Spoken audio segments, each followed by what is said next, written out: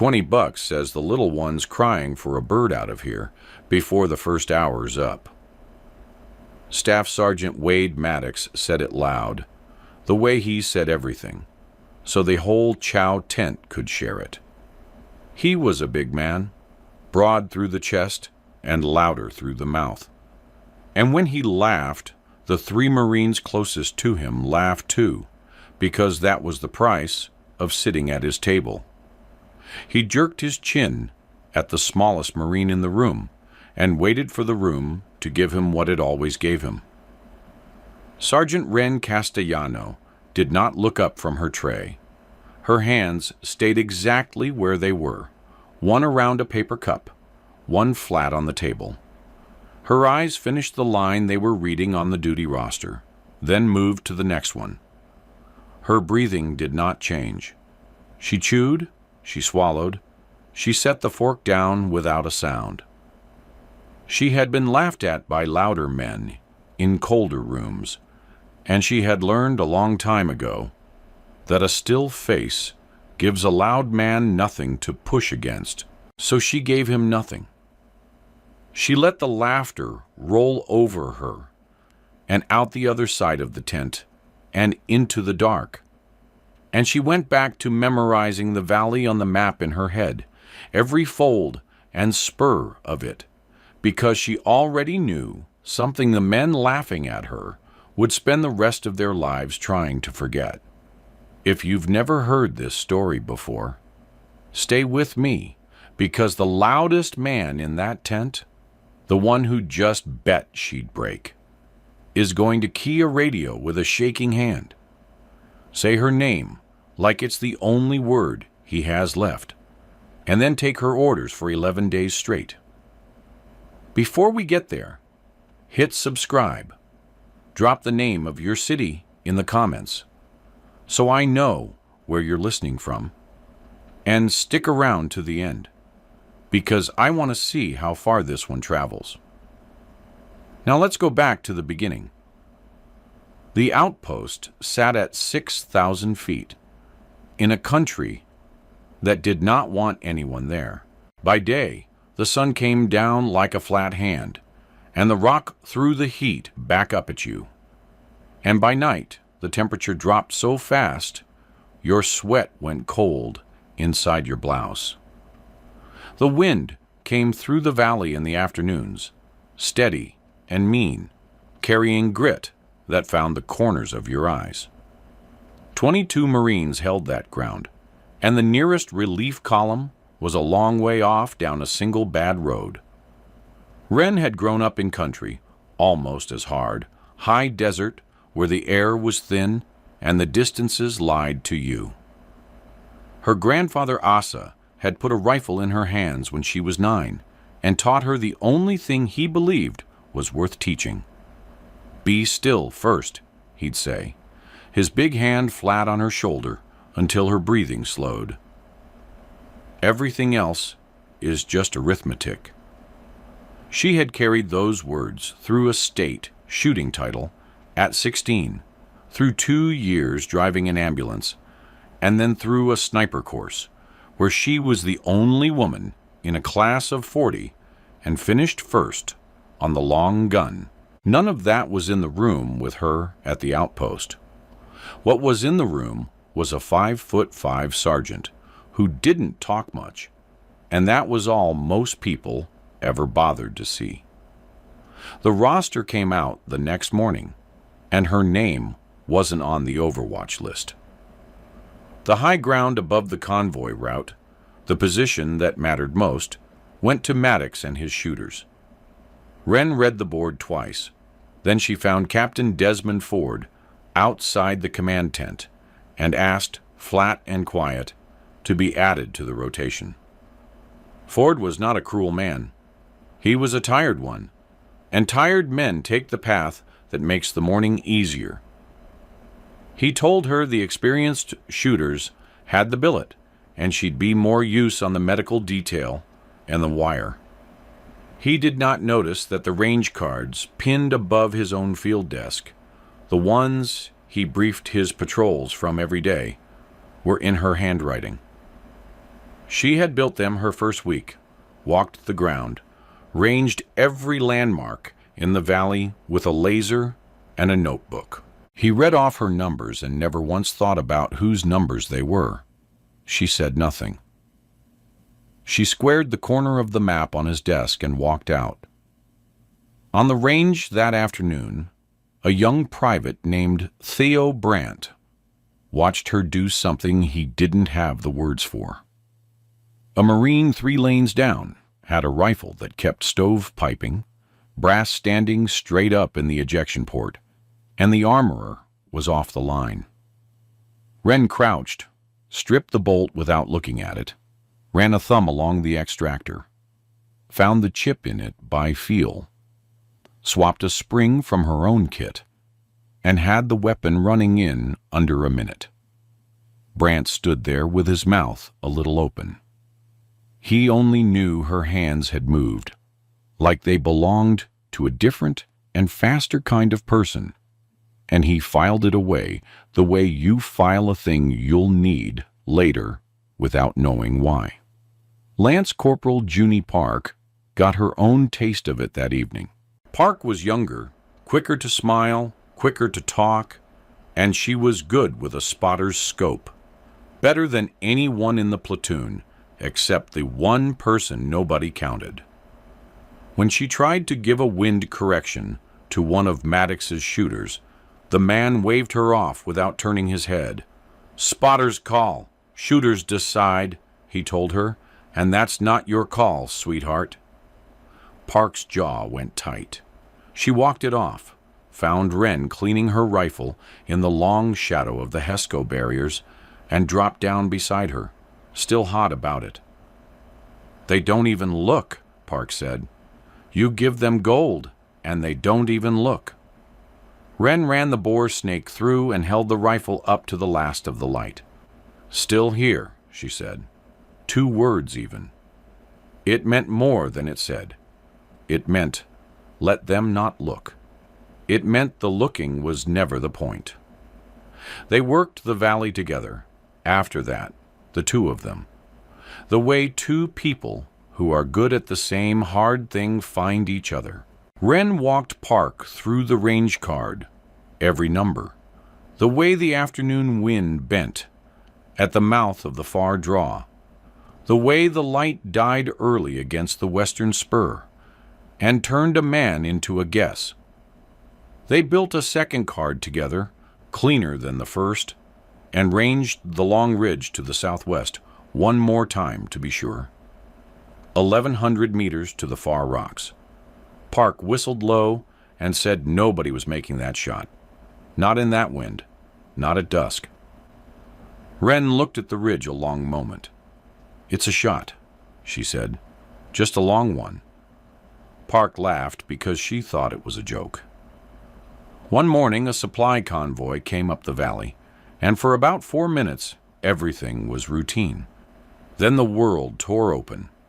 The first IED took the lead vehicle at the narrow point, exactly where the road pinched between the rock and the dry wash, and the sound of it slapped up the valley walls and came back twice. Machine gun fire opened from the northern slope a half-second later, raking the stalled convoy, and then from the southern ridge, too, a textbook L-shaped ambush sprung by people who had done this before and meant to finish it.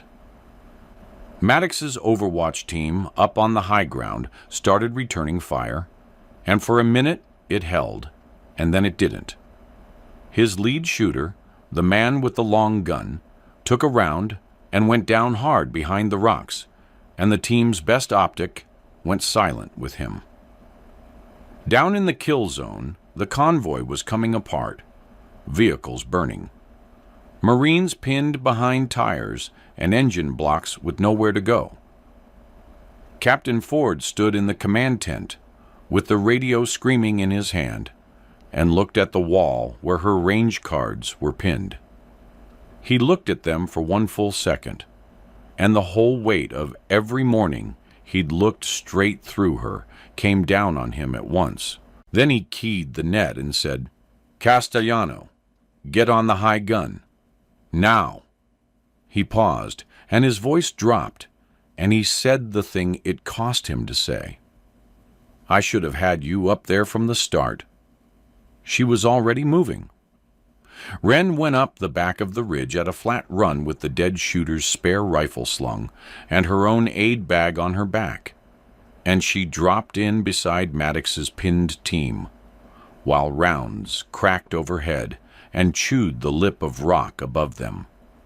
Maddox was down behind cover with the radio, his face gray, his lead shooter bleeding out beside him, and the long gun lying where the man had dropped it. He was out of answers. The enemy had the high northern slope and the road both, and his shooters couldn't get a head up without losing it. He looked at the radio in his hand, and then he did the hardest thing he had ever done in front of other men. He keyed the net to the convoy and to the command tent, everyone listening. And there was a silence on the channel first, 2 seconds, 3, the static hissing while the big man worked his jaw. Then he said her name. All elements, be advised, Castellano is on the gun. Castellano has the overwatch. His voice cracked on the second word, and he let it crack in front of all of them. Down in the kill zone, a corporal behind a burning truck went still when he heard it. Up on the ridge, one of Maddox's own shooters turned his head and stared at his staff sergeant like he'd never seen him before. The man who had bet money she'd break had just put every life in the valley in her hands, and he'd said her name like it was the only thing holding the ground together. She picked up the rifle. She got behind it. She keyed her own radio once, and her voice came across the net flat and clean and clinical. Nothing in it but the work. Overwatch up, sending, stand by. Be still first. Her grandfather's voice, plain in her head, steady as his hand on her shoulder. She let her breathing drop. She found the northern slope in the glass and read it the way she'd read the duty roster, top to bottom, calm. The first gunner was 400 meters out behind a low rock wall, working a belt-fed gun into the convoy. She held center mass, let the wind set her edge, and broke the shot between heartbeats. The rifle drove back into her shoulder with a deep, flat boom that rolled down the valley, and the gun on the northern slope stopped. 1. She worked the bolt. Brass rang on the rock. She found the loader scrambling for the trigger and dropped him before he reached it. 2. The next position was farther, 500, a man with an RPG rising onto a knee, and she put him down before the tube came level and the rocket went wild into the slope behind him. 3. The fire coming into the convoy thinned by a quarter. The pinned Marines felt it and started moving, getting wounded behind cover, getting guns back up. She did not slow down. She read each muzzle flash the second it bloomed, ranged it off the cards she had built with her own feet on this ground, and answered it. 4, 5, 6. Each shot the same, deliberate boom, each one a half second of silence after, each one a position going dark. Maddox crouched 2 feet from her, with the radio forgotten in his hand, and watched a thing he did not have a word for, the same thing the private had seen on the range, except now it was tearing the heart out of an ambush. 8, 9. The enemy on the northern slope began to understand that the high ground had changed hands. That was when they brought up someone who knew the work too. The round came in from the southern ridge and hit the rock 6 inches from her head, and the world narrowed to a single needle point of cold. Stone fragments stung her cheek. The crack of the shot reached her a beat after the strike, sharp and high, a rifle round, not the dull thud of the machine guns, a different and more careful sound, and her whole body understood, before her mind did that there was a shooter out there as patient as she was. She did not freeze. She had been taught a long time ago that the man who freezes is the man who dies. She rolled left off the position the instant the chip flew, dragging the rifle with her, putting the lip of rock between her and the southern ridge, and she felt the second round pass through the air where her shoulders had been. A flat, hard snap she felt against her skin more than heard. Her heart was a fist against her ribs. She pressed her cheek to the cold stone and breathed and made herself small and counted 1, 2, 3, while a third round walked along the rock above her and dust sifted into her collar. He was good. He was bracketing her. He was reading her the way she read everyone else. And if she came up where she'd gone down, he would have her. So she low-crawled 4 meters along the back of the spur, with her elbows tearing on the rock, came up in a place he wouldn't expect, and went looking for the man who was looking for her. "Park," she said into the radio, low. "I've got a shooter, Southern Ridge. I can't find his hole. I need eyes." Static. Nothing came back. The channel hissed empty in her ear. "Park, talk to me. Park." The silence stretched, and in that silence, Wren felt something she had not let herself feel in a long time, a cold that had nothing to do with the rock. Park had been moving along the lower line. Park could be anywhere on that ridge. The seconds opened up like a hole in the ground, and Wren stared into them, and the enemy marksman was still out there breathing slow, and she did not know if the girl who whistled at impossible shots was alive or dead. Then the radio clicked. Park's voice came through fast and tight and beautifully alive. "I'm here. I had to move. He almost had me too. I see him, Wren. I see his hole. He's way out, the far rocks at the southwest end, the gray slab dug in just left of it. That's 1,100 meters. That's the spot you ranged, Wren. The one you said you could reach. He's good. He's only showing the top of the scope." Park had taken a risk no one ordered her to take. She had crawled forward on her own to a notch in the lower rocks to get the angle nobody else could get, and she had found the one thing that could save them. "Winds picked up," Park added. 6, gusting 8, left to right. "And the light's going, Wren. You've got maybe 10 minutes before that whole ridge is shadow." "Copy," Wren said. "Good work, Park." She got behind the rifle again and laid the glass on the gray slab at the far rocks.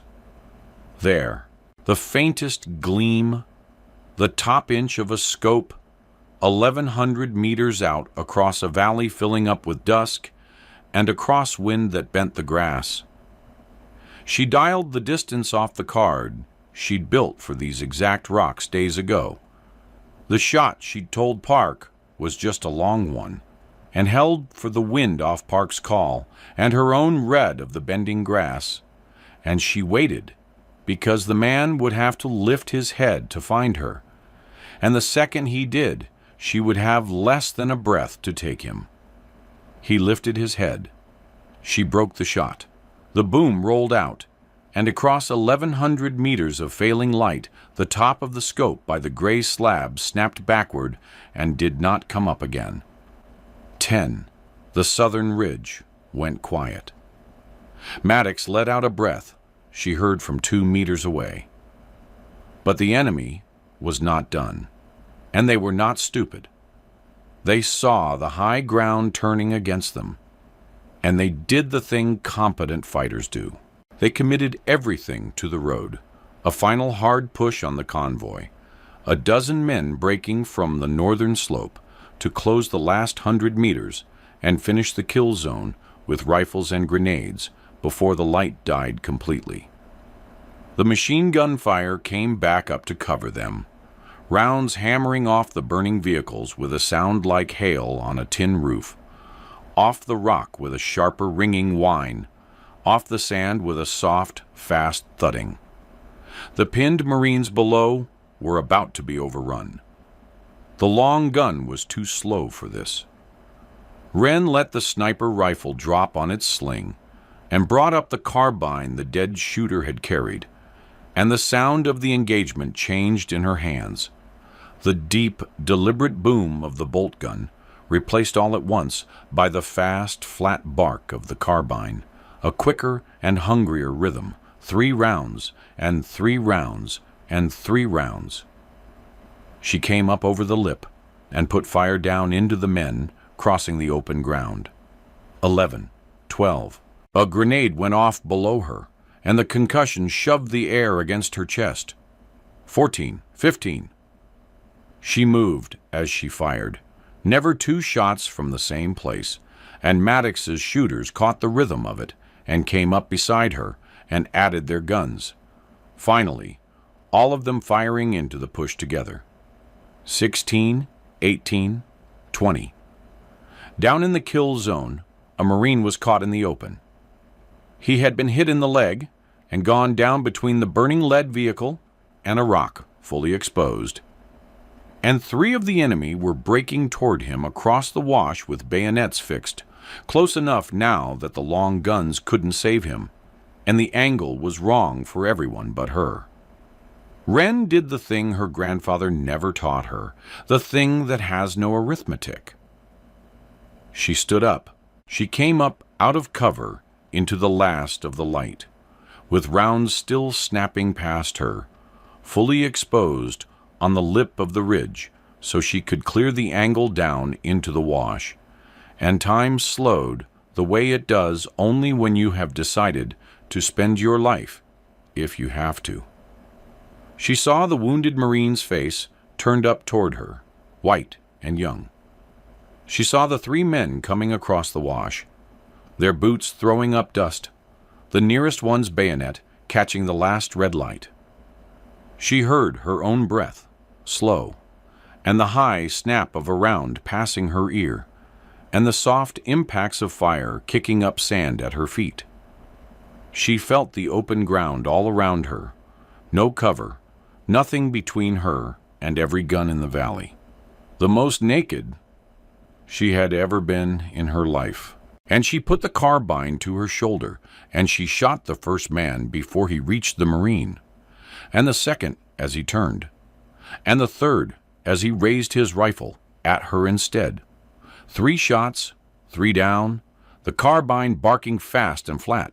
21, 22, 23. A round burned a line across her left shoulder and spun her a quarter turn, and she stayed up. She stayed up, and she covered the wounded Marine with her own body in the open, until the last of the push broke, and the men who were left turned and ran for the high slope, and the valley fell, finally, into silence. She keyed the radio. Her voice did not shake. Engagement complete. 23 confirmed. The road's clear. Get your wounded up. 23 down, 1,100 meters in the dark. A shoulder she could feel now that the shooting had stopped, warm and wet inside her sleeve. She let the carbine hang. She came down off the ridge into the wash where the young Marine lay, and she stopped being the thing on the gun and became the other thing she was. His name was Caleb Mercer, and he was 19 years old. She knew his name because it was stitched over his pocket, and she knew his age because his face was the face of somebody's kid brother, the kind of face that hasn't decided yet what it'll look like grown. She dropped to her knees in the dust beside him, and her hands changed.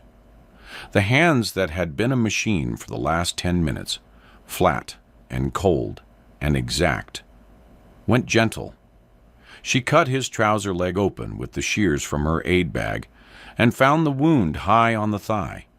Bleeding bad, but not the worst kind of bad. Not the fountain that means seconds. She had 2 minutes. She made them count. "Hey," she said, "look at me. What's your name?" "Mercer," he managed. His teeth were chattering, though the night wasn't cold yet. "Caleb. Ma'am, am I dying?" She got the tourniquet high and tight and cranked the windlass until the bleeding stopped, and she packed the wound with a steady pressure that did not waver, and all the while she held his eyes with hers, so he couldn't look down at his own leg. The same hands. That was the thing nobody who watched her on the gun would ever quite hold in their head, that these were the same hands. They had taken 23 lives in 10 minutes, with a stillness that frightened the men beside her, and now they moved over this boy with the slow care of someone tucking in a child, checking his pulse, his breathing, the color coming back into his lips. "Caleb," she said, "look at me. Not today." 2 words. She said them the way her grandfather had said things, the way you say a fact. Not a hope. Not today. She said it like it was already true, like it had been decided somewhere above both of them, and she was only passing it along. And the boy believed her because there was nothing in her face that left room to doubt. "My dad and me," Caleb said, his voice thin, fighting to stay with her. "We're going to open a garage when I get back. He's got the lot picked out already. He sent me a picture."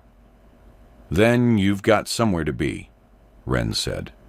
She got an IV into the back of his hand on the first stick, taped it down, started the fluid. She talked to him the whole time, low and even, about the garage, about the lot, about the picture his dad sent, keeping his mind on the thing on the other side of this. She had learned a long time ago, in the back of an ambulance, that fear kills as surely as blood loss, and that a calm voice is a kind of pressure dressing too. So she kept hers calm. She kept the boy talking about brake jobs and oil changes and the sign they were going to hang. And by the time the medevac bird came in low, over the ridge, with its rotors beating the dust into a brown wall, Caleb Mercer's color was good, and his pulse was strong, and he was still arguing with her about whether his dad would let him name the place. She held his hand until they loaded him. He held hers back, hard. "You promised," he said, as they lifted the litter. "I keep mine," she said. Then they were gone into the dark and the dust, and she sat back on her heels in the wash with her own blood drying on her sleeve. And she let herself breathe once, all the way down, for the first time since the valley tore open at dawn. The convoy never made it out that night, and neither did the outpost. The push had cut the road behind them, the weather closed the valley to aircraft, and 22 Marines settled in to hold their ground and wait for a relief that kept getting pushed back. The shooting had lasted 10 minutes. The leading took 11 days. On the 3rd day, she ordered the eastern guns pulled back 40 meters, off the obvious rise, and into the dead ground behind it. Maddox's mouth came open. The rise was the high seat, the strong point every manual told you to hold. "That's our best," he started, loud, automatic. Then he followed her eyes to the draw that fed the rise from the blind side, the lane no one sitting on that high seat would ever see coming, and the argument died in his throat. "Move the guns," he told his shooters. It was her call he was giving, out loud, for the first time. By the 6th day, the water was down to a liter. A man and tempers had gone to glass. A lance corporal snapped at the radio man over nothing, fists coming up, and the tent went tight. Wren didn't raise her voice. She stepped between them, tipped half her own ration into the feverish Marine's canteen, and started naming small tasks in that flat, even tone she used on the gun. You on the cistern. You on the wire. You with me. The fight drained out of the room. They followed the calm because she had it, and they didn't. By the 10th day, no one questioned her at all. A private set a cup of coffee by her elbow, at stand 2, and said, "Morning, Cass," the name having come from nowhere around day 5, and stuck fast, hers now, given and not granted. Maddox came up with the morning report and asked where she wanted him, plain as a man asking the time, and took his sector without a flicker. Nobody in the outpost noticed it happen. That was how she knew it was finished. The deferring had stopped being a moment and turned into the weather. When the relief column finally broke through on the 11th day, every one of those 22 Marines walked out, and the boy in the garage dream was already healing in a hospital bed, with a phone full of pictures of an empty lot. They came back to the same base, the same chow tent, the same dust under the same flaps, and this is the part of the story I told you to wait for. Maddox found her there on the second night back, in the tent where it had started, where he had bet $20 she'd break in the first hour. The room was full, the same faces, the men who had laughed. He came up to her table, and he did not sit, and the room got quiet the way a room does when it knows something is about to happen. He was a big man, but he did not look big right then. He looked like a building with the load taken out of it. "Castellano," he said. Then nothing for a moment.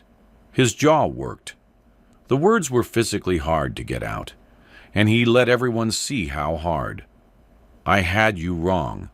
From the first day, I had you wrong, and I said it loud, and I made it a joke for everybody." He stopped.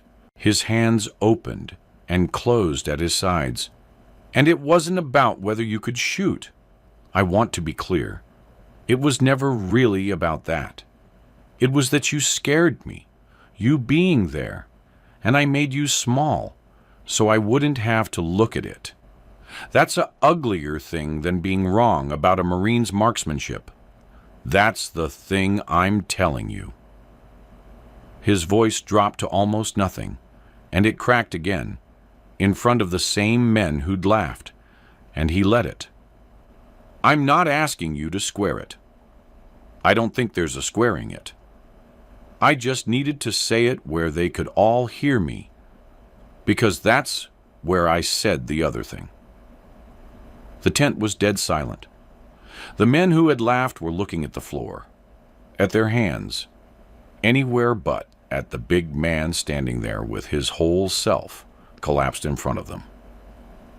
Wren was quiet for a long time. She looked up at him, and there was nothing cruel in her face, and nothing soft either, just the level steadiness that had been there the whole time, the thing they'd all mistaken for nothing. "Stand easy," she said. 2 words. She gave them to him the way you give an order, to a man who's been standing at attention too long, and that was all. And somehow, it was everything, because it asked him for nothing, and let him put the weight down at the same time. Maddox's eyes went bright. He nodded once, a short, hard soldier's nod, and he stepped back, and the room started breathing again.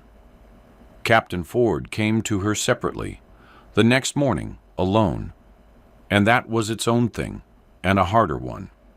He found her cleaning the rifle outside the command tent. He stood for a while without speaking.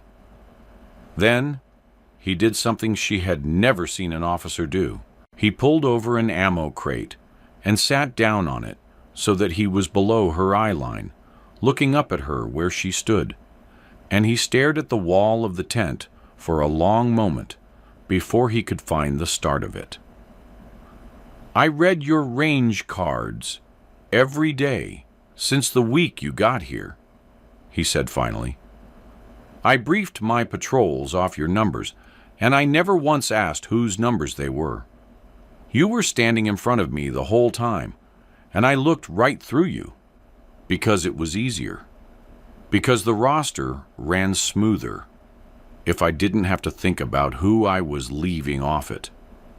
He closed his eyes. When he opened them, he kept staring at the wall, like the truth was written on it, and he was reading it out loud for the first time. "A man died on that ridge before I made the call I should have made on day one. That's not on Maddox. That's not on the platoon. That's on me, and it's on all of us, the whole way we built this, and I'm not going to stand here and pretend it isn't." He sat with that for a moment, the cost of it plain on his face, an officer letting a sergeant watch him arrive at the truth of himself in real time. Then he stood up, slow, and he looked at her, level now, eye to eye. "You led us, Sergeant," he said. 4 words, not praise. Recognition, the kind that passes between two people who have both stood in the same fire. He didn't dress it up. He didn't have to. And then he made it real, because words were the cheap part, and he knew it. By the end of the week, Ren Castellano ran the marksmanship and overwatch program for the whole forward element. Her billet changed on paper, her name at the top of the board she'd once had to ask to be added to. He put the gun in her hands and the authority with it, and he did it where everyone could see. The change in Maddox wasn't words either, and that was how you knew it was real. A few weeks later, a replacement came up to the line, a cocky young Marine, fresh off the bird, and at the chow table, he heard the story secondhand and made the mistake of saying it out loud. "The woman on the gun," he said, grinning. "Bet she got lucky.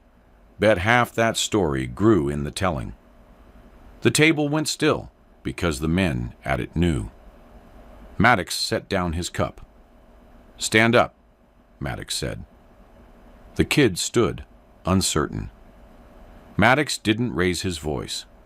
That was the difference, the whole difference between the man he'd been and the man he was now.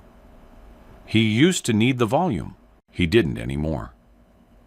That Marine took 23 fighters off the northern slope at last light, made an 1,100-meter shot on a counter-sniper who'd nearly killed both of us, and then stood straight up in the open, with a round already through her shoulder, to put her own body between a downed Marine and 3 men with bayonets. Then she got down in the wash and saved Caleb Mercer's life with the same hands. I watched all of it from 2 feet away. I bet against her, and I have to live with that, and so will you if you ever say a word like that at this table again. She didn't get lucky. We got lucky.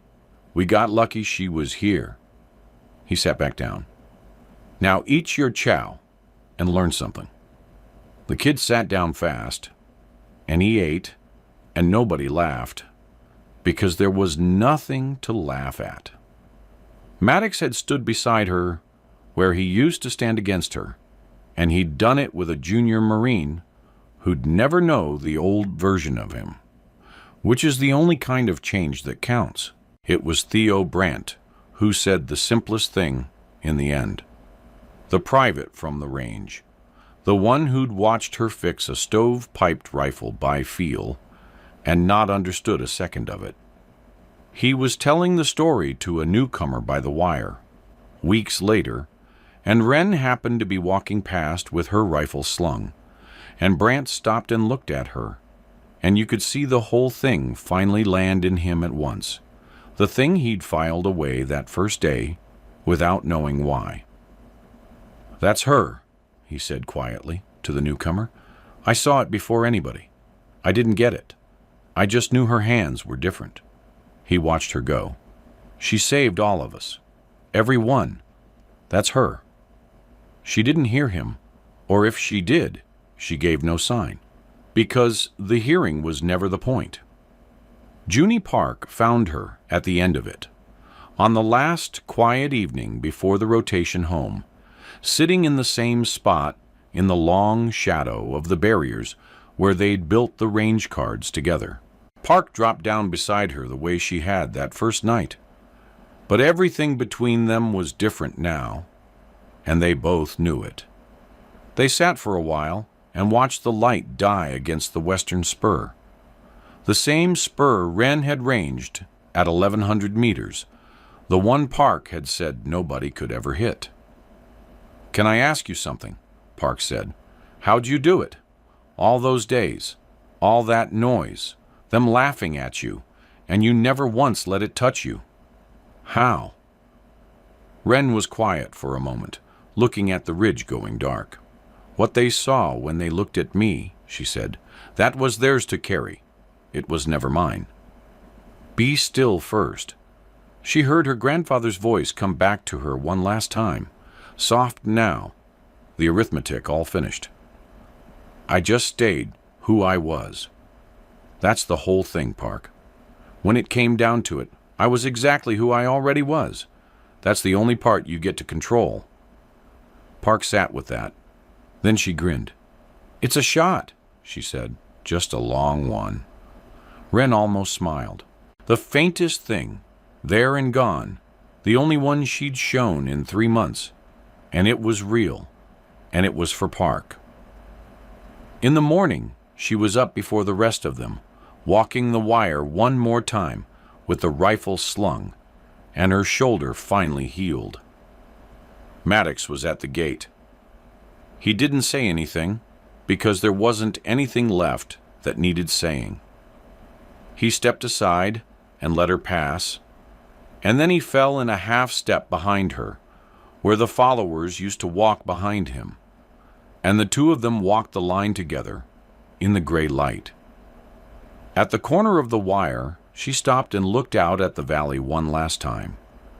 The road clear now, the ridges quiet, the whole hard country of it gone gold at the edges as the sun came up. She stood there, still as stone, level-eyed, breathing slow and easy. She had been exactly who she was when it mattered most, and she had nothing left to prove to anyone. And she knew it all the way down in her bones. Ahead of her was whatever came next, and a boy in a hospital bed with pictures of an empty lot and a long road home. She slung the rifle higher on her good shoulder and turned to go meet it.